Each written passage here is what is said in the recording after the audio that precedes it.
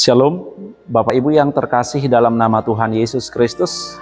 Sebelum kita memulai aktivitas kita pada hari ini, terlebih dahulu kita bersekutu dengan firman Tuhan lewat renungan harian di hari Sabtu 7 Desember 2024. Firman Tuhan yang menjadi renungan untuk kita pada hari ini diambil dari kitab Hakim-Hakim 10 ayat 10.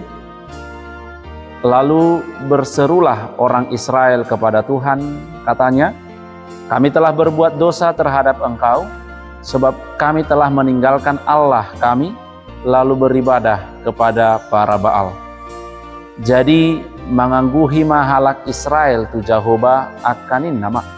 Nungamar dosa hami dopakho, ala naung hutadiko kami di batanami, jala ala naung marsobah hami tu akka Baal. Demikian firman Tuhan.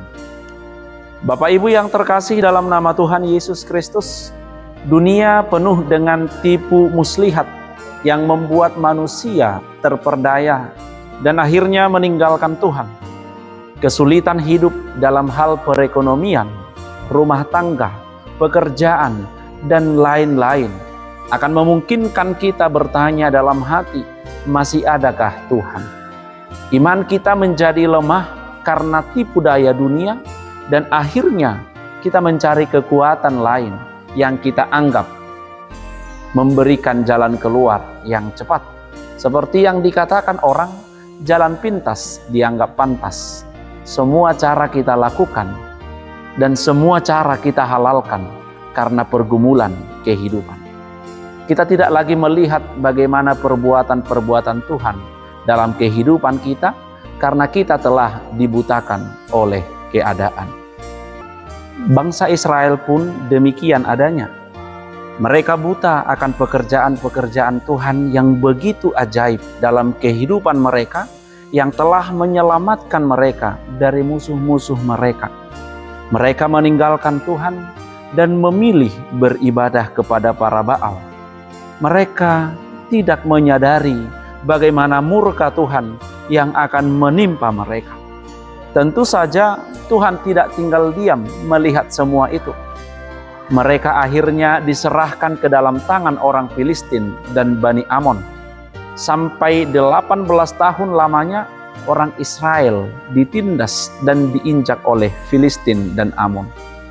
Suatu jangka waktu yang begitu lama untuk merasakan dampak mengkhianati Tuhan.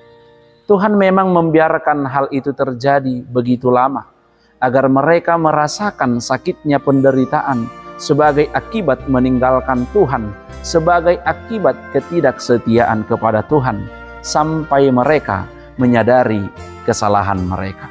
Dan ternyata orang Israel menyadari kesalahan mereka, karena telah meninggalkan Tuhan dan berseru kepada Tuhan, meminta belas kasihan Tuhan. Oleh karena itu, Bapak Ibu yang terkasih dalam nama Tuhan Yesus Kristus, apa yang mau kita lihat lewat renungan hari ini?